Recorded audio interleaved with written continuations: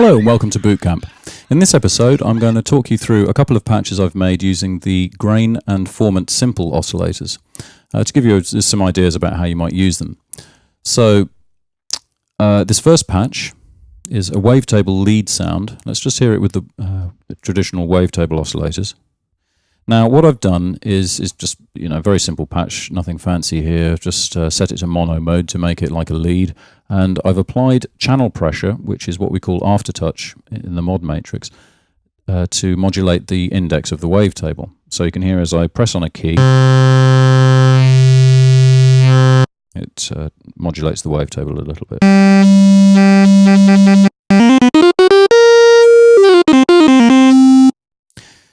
But listen to the effect when we run it through the grain simple oscillator.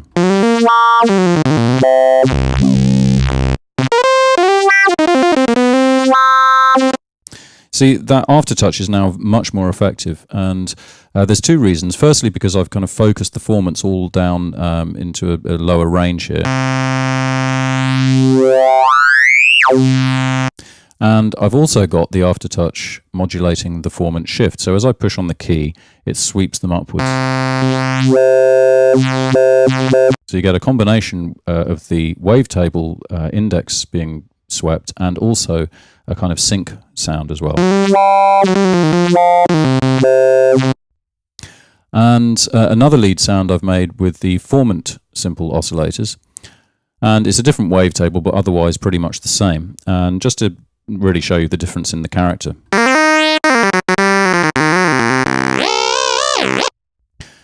Because the formants are static across the keyboard, you get this kind of nasal resonant effect, which is sometimes a little bit like it's running through a speaker cabinet or something. You can hear as I adjust the formants.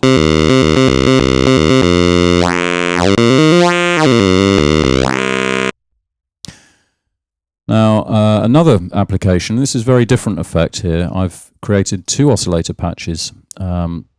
One has a simple square wave on oscillator 1, and on oscillator 2 I've got a grain simple oscillator with just a sine wave, and I'm modulating the formants with a random trigger via the mod matrix here, and this adds a little bit of top end sparkle to the sound.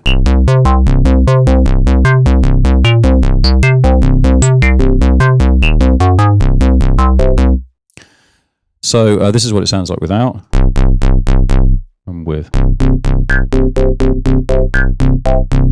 So it's a good way of getting this kind of random resonant effect, which is fairly popular in certain styles, but without interfering with the basic sound. And another setup, which is not too dissimilar in its structure, but very different in its effect. And this time I'm using the LFO to modulate the pulse width. But with LFO2, I'm running it very slow and in monophonic mode. And this means that all the formants are being swept globally. And this is very important when you're using the formant oscillators, that if you want to retain the character of these static formants, you shouldn't use polyphonic modulators on them. So stick to things like monophonic LFOs. And they need to be free running. You mustn't put them in envelope mode because that basically cancels mono mode. And in the mod matrix, you'd want to choose things like aftertouch or mod wheel or the MIDI controllers. And this way, all the formants at least will be swept together, and so they kind of separate themselves from the overall sound.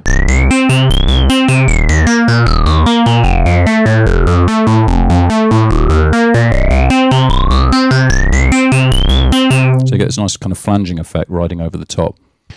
So please explore those sounds, and also in your public libraries you'll find a bank called OS2 New Oscillator Patches. Now this has been around a long time, but some of you may not be aware that it's there, and all of these use the kind of advanced wavetable synthesis oscillator types. So we're talking about waves with pulse width modulation and all of the grain and formant oscillators. And they're like a showcase of the capabilities of these oscillators. So please have another look through these and see if you can find some inspiration from there. And of course you can download these patches with this video. And in a future one I will be doing something similar with the complex oscillators as well.